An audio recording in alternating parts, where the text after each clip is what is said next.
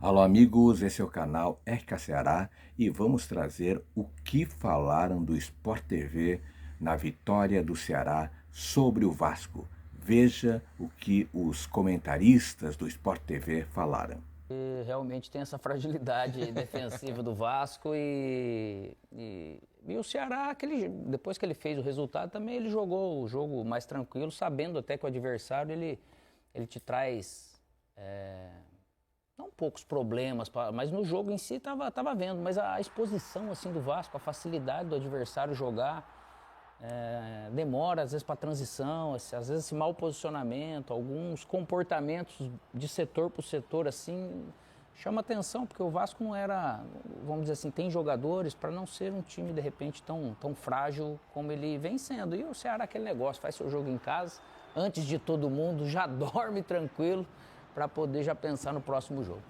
E os artilheiros participando ativamente, né? Pedro Raul de um lado, lei do ex, né? Lei do ex dupla. A gente está vendo aí o segundo gol marcado pelo Pedro Raul, que é o artilheiro do Campeonato Brasileiro, com os 2 gols marcados hoje, junto com o Verratti, que também marcou seu 4º gol no Brasileirão. 4 gols para Verratti, 4 gols para Pedro Raul, só que hoje deu Pedro Raul, né? 2-1 contra o Verratti e o Ceará consegue essa vitória. Que sina é essa, né? Veja que o Pedro Raul não tem conseguido até aqui, né? Ele ainda tem chão aí para jogar na carreira, mas em grandes clubes, assim, clubes de uma exigência talvez um pouco maior, ele não conseguiu ter sucesso, né? Seja no Vasco, seja no Corinthians. E ele foi muito bem no Goiás, foi bem no Atlético Goianiense. Foi bem também, está indo bem no Ceará. Acho que até que no Botafogo ele teve uma passagem boa. Não foi espetacular, mas foi boa. Fez gols importantes naquele começo de carreira dele no Botafogo. Um momento especial para ele, né? Difícil achar uma explicação para isso, né? Se olhando o desempenho dele nesses times, você diria que ele tem condição de ajudar diversos times da tabela da Série A do Brasileiro. Talvez tem uma questão da forma de jogar, né? Um jogador com algumas especificidades, jogador de último toque, de times que, além da finalização, de times que façam um jogo mais direto para ele ajudar nessa primeira bola, nessa disputa, que ele é muito forte. Ele não vai, talvez, ajudar tanto em construção, com bola no chão. Não estou dizendo que ele não tenha, que ele tem uma limitação técnica que o impeça de ajudar totalmente, mas é uma outra característica de jogo. Talvez ele tenha se enquadrado mais em times que busquem um jogo mais direto, com mais cruzamento na área, com menos elaboração, digamos assim. Mas o fato é que o início, essa temporada, esse início de campeonato dele é muito bom. Eu acho que tem a ver também, Alex, pode confirmar, né? Porque esteve lá dentro de campo. Paulo Nunes, que já está sentado aqui ao lado de Eric Faria, também, já dando boa noite para Eric e para Paulo. Acho que tem muito a ver também com confiança, né? A questão de saber que ele é o dono da posição, né, Alex? Porque num clube como o Corinthians, como o Vasco, você tem outras opções e ele não chega normalmente com aquele status de, olha, chegou o meu camisa 9, né? Ele chega para ser outro camisa 9, né? Para ser mais um camisa 9 dentro do elenco e uma opção como centroavante. No caso do Ceará, quando aposta numa contratação do Pedro Raul, ele chega para ser o cara da camisa 9. E tenho a impressão, Alex, Paulo, Mansur e Eric, que talvez isso interfira um pouco no rendimento, de saber que ele pode errar um pouco mais, que ele vai ser mantido no time, ele vai conseguir ter a sequência que o jogador sempre espera. Dando boa noite primeiro para Paulo Nunes. Falei bobagem ou tem alguma coisa a ver? Paulo, Eric, boa noite para vocês. Você entende do métier, né? Isso é você que diz, assim. O pessoal na hashtag aqui vive me criticando. Eu não entendo por quê, mas você sabe que eu entendo. Sou canhotinha diferente. Boa noite, Felipe. Boa noite, Mestre Paulo. Mansur, meu meia Alex, Eric, né? Boa noite a todos. Eu acho que passa muito pela questão da mentalidade, né? O cara chega num clube e ele sabe que nesse jogo ele pode errar a primeira, pode errar a segunda, a terceira, que ele vai ter ainda a continuidade do trabalho. É um jogador que já demonstrou, né, em outros clubes que tem qualidade, ele é um finalizador nato? Mas ele sabe sair, ele sabe fazer um pivô, ele sabe, principalmente jogando com o Ailon, os dois estão se entendendo muito bem, porque quando ele sai da área, o Ailon entra nas costas dele, é um jogador que está com você pode ver, ó, todas as bolas ele ataca, ele quer o jogo, né, a confiança está completa porque ele quer ele quer a bola, toda hora ele fica pedindo a bola. E aí a questão das movimentações, né? Pra você ver, um jogador que tem dentro da área o conhecimento de onde ele está. Olha lá, olha como ele passa à frente do Lucas Freitas. Parecia que ele era profissional, né? O Lucas Freitas atropelou porque ele foi na jogada e o Lucas não. Exatamente. Pode acontecer, né? O centroavante, ele acredita no jogo. O atacante, ele acredita nesse lance, né? Então, assim, ele demonstrou que no Ceará ele é importante não só pelos gols, mas segurar a bola lá na frente, né? Organizar o sistema ofensivo. O time do Ceará, quando joga aí, e isso é uma questão também que o Ceará vai ter que trabalhar quando jogar fora, e na minha opinião, o Vasco também, é um time que se apresenta, que joga dentro do campo do adversário, especialmente no primeiro tempo. No segundo, abdicou. Muito do jogo, passou perrengue com as mudanças do Vasco, mas eu gostei do time do Ceará. Eu acho que esses dois times vão disputar o mesmo campeonato. Eles vão estar ali brigando, né? O Pedrinho já falou que o time do Vasco é um time que está entre os 8 melhores, né, elencos. Eu não acredito nisso.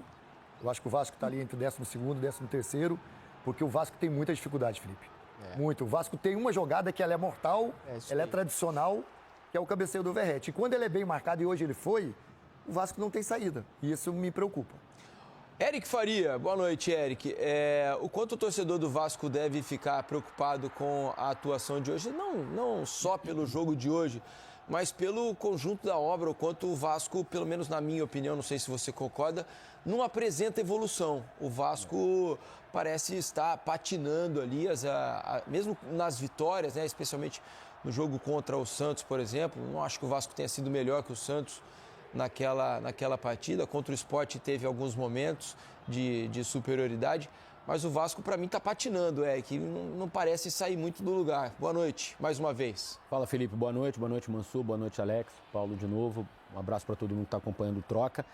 Eu acho que para falar do Vasco a gente ia precisar de umas 3 edições do Troca de Passe, cara, que são muitas coisas. Nós só temos essa hoje. E alguns minutos. Amanhã já é outra. Mas o bom é que essa é exclusiva do Vasco. Porque, cara, assim, primeiro eu até concordo com você, acho que o Vasco não tem feito grandes jogos, mas pelo menos em casa é um time com atitude, é um time que vai no embalo do torcedor, é um time que tenta ganhar os duelos. E fora de casa é um time muito presa fácil para os adversários, assim. O primeiro tempo que o Vasco fez hoje foi constrangedor para um time que está disputando a Série A do Campeonato Brasileiro. O Vasco teve uma chance com o Payet, um chute de fora da área ali, logo no começo do jogo. Depois o Vasco não conseguia fazer nada com a bola. Nas poucas vezes em que o Vasco teve a bola, não conseguia trocar 4, 5 passes, evoluir defesa, meio campo e ataque, sabe? Então, isso é muito preocupante. E se você não consegue, muitas vezes, um jogo bom fora de casa, que você pelo menos se defenda bem. E o Vasco também não está conseguindo se defender. A atuação dos zagueiros hoje foi muito ruim. Os zagueiros marcando a bola o tempo inteiro. O Pedro Raul tocou em todos os cruzamentos. Cruzamento da direita, cruzamento da esquerda. Algumas vezes ele não conseguiu concluir para o gol, mas ele tocava na bola. Então ele ganhou praticamente todas as bolas do João Vitor e do Lucas. E esse primeiro gol é brincadeira, assim, por mais que o João Vitor tenha falhado e falhou pro Mugni, mas o Lucas estava com o Pedro Raul. Se ele acompanha ali, é cada um com um. Ele tem que acelerar até na o zagueiro, área. ele não pode esperar, olha só. Olha, ele olha pro lado de Pedro Raul. Ele olhou pro lado errado, né? Ele olhou pra direita, o Pedro Raul estava na esquerda. 4 corpos atrás, o Pedro Raul do Lucas, né? E aí acontece isso. E no segundo gol também, o Pedro Raul estava sozinho no segundo pau e o Guilherme sozinho recebendo o cruzamento. Então, a atuação defensiva do Vasco hoje foi muito ruim. E isso é algo preocupante porque, notoriamente, o Carille sempre foi um técnico que as pessoas diziam, pô, os times do Carille são bem armados defensivamente. E o Vasco toma muito gol. Tomou 3 gols na Sul-Americana, tomou gol do Sport, tomou gol do Santos, tomou mais 2 hoje. E gols, assim, na pequena área, sabe? Com muita facilidade.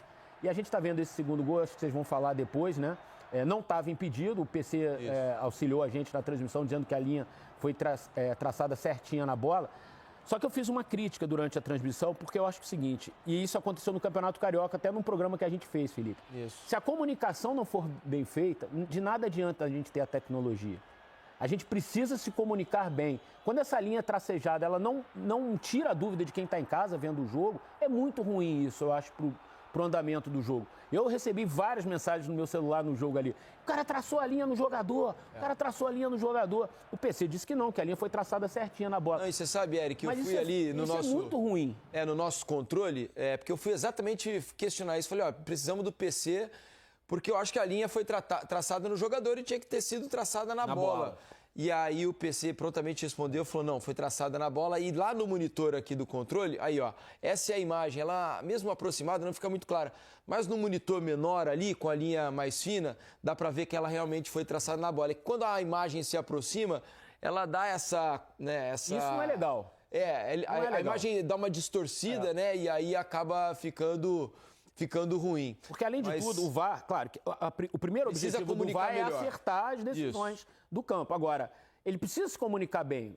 Você precisa ter certeza que você está passando para o público que aquela decisão foi bem tomada, até para não gerar questionamentos e questionamentos e Porque questionamentos. você tem um campeonato em que está todo mundo disposto a questionar, né? a questionar e acabar com a credibilidade de algo que foi pactuado entre todo mundo, que era essa tecnologia que iria elucidar impedimento. Como está todo mundo trabalhando para que isso não valha, para ter uma bengala quando for o momento adequado, você precisa ter uma comunicação melhor. É isso, é exatamente isso. Só lembrando que quando, uma vez visitando onde se opera o VAR na CBF, a imagem que eles trabalham é muito melhor para eles trabalharem, traçar a linha, do que a imagem que venha para o público. Não, foi até o que eu disse durante a transmissão. Eu não coloquei em dúvida hora nenhuma o trabalho da cabine do VAR. Evidente. Agora, o que eu coloquei é o seguinte, esse tipo de trabalho ele não pode ser prejudicado por uma comunicação ruim. Questão de credibilidade. Exato. Né? Agora, tem faltado jogo por dentro, especialmente do Vasco hoje. Faltando um pouquinho de tudo, né, Felipe? Isso, sem dúvida. Mas assim, com a bola, hoje o Nuno veio jogar mais por dentro em vários momentos, né? O Garré Pra hoje não tentar se jogou bem. aproximar do O Payet. Garré hoje fez um primeiro tempo muito apático, largado na ponta direita. Ele não conseguia fazer nenhuma aproximação por dentro.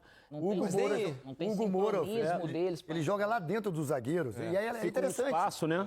Pra ele sair na construção é interessante, porque ele espeta o Paulo Henrique de um lado e o Lucas Piton do outro. Só que quando a bola chega lá na frente, ele está muito longe, muito distante. Então, todo momento que o Vasco perde a bola no meio-campo, que ficou com o Paulinho e com o Payet. Esse é que vale a ressalva. Eu acho que assim, sem o Tietchan e sem o Coutinho, o Vasco perdeu muito também. Muito. O Paulinho não é o mesmo jogador que chegou em 2023. Ele ainda não conseguiu, depois da lesão, ter uma boa sequência de jogos. A gente sabe que o Paulinho é um ótimo jogador, né? É natural, né, Eric? De se E o Payet esperar não depois de consegue, tempo. cara, assim. O Payet não tá com consegue. muita O Payet, ele participa de um lance no primeiro tempo, um lance no segundo tempo.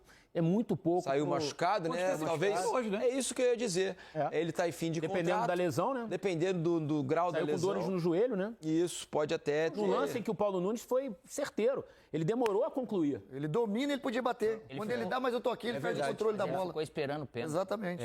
Pediu o pênalti. Alguma coisa ali. Ô, Paulo Nunes, você pagava o Jardel te pagava por assistência no Grêmio ou não? Me paga até hoje, filho. É mesmo, é?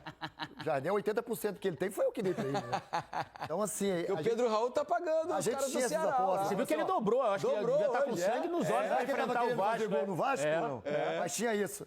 O Jardel me dava um jantarzinho a mais, uma viagemzinha aqui Mas nós ali. temos que saber se isso realmente ele tá pagando mesmo. Viu? É só da O boca Jardel pra fazia, fora. o Jardel pagava, Deixa eu agradecer aqui. Paulo Nunes. A hora extra do Eric é cara. Deixa eu te falar. muito cara. Eu sei que é, mas essa dupla. Amanhã eu tô no seleção. Essa dupla. Você tá sempre na seleção. Essa dupla, velho, de verdade. Essa dupla vocês só perdem pra Luiz e Lédio, velho. Vocês são a segunda disparada, velho. Bom, já que você tá no Seleção, vamos continuar. Se fosse no News, eu te liberava. Mas já que o Seleção é mais tarde, dá pra gente continuar um pouco mais o papo. O Paulo Nunes consagrou tanto atacante, né? Gaúcho no Flamengo, Jardel, Osés. Por isso Agora tá me consagrando aqui. aqui. Problema na lombar hoje. Agora tá me consagrando aqui. Tá que nem o Verrete. O Verrete deve estar com dor nas costas de tanto carregar o Deu Vasco. pena do Verrete hoje em alguns lances. Teve um lance hoje que foi, o quanto o Vasco tem marcado mal a saída de bola adversário. A bola foi no zagueiro da esquerda, o Verrete foi marcando exatamente. lá. Aí a bola veio no zagueiro do meio, o Verrete correu para marcar o zagueiro do meio. Aí a bola veio no zagueiro da direita, foi o Verrete de novo. foi. E aí a bola voltou e ele desistiu. Aparecia no vídeo. Não, que O isso. Verrete é o que mais corre, eu acho, assim, no doideira. Que esse cara se doa é Você sabe, impressionante. Felipe, rapidinho só para concluir, sem contar os números de hoje, né? O Vasco era só o 14º time até o início da rodada em cruzamentos. Então, nem é um time também que tem cruzado tanto a bola na área. É porque tem atacado pouco, né? Porque quando ataca, cruza. Exato. Então, precisa melhorar muita coisa no Vasco. A ladeira do Vasco, ela tá super íngreme nesse começo de Campeonato Brasileiro, cara. Tá difícil. E, o Vasco que tem jogado bem em São Januário, os próximos 3 jogos vão ser fora de São Januário. Pega o Flamengo no Maracanã, o Cruzeiro no Parque do Sabiá em Uberlândia e tinha um mando de campo contra o Palmeiras, mas vendeu para o Mané Garrincha. Então serão 3 jogos fora de São Januário para o Vasco.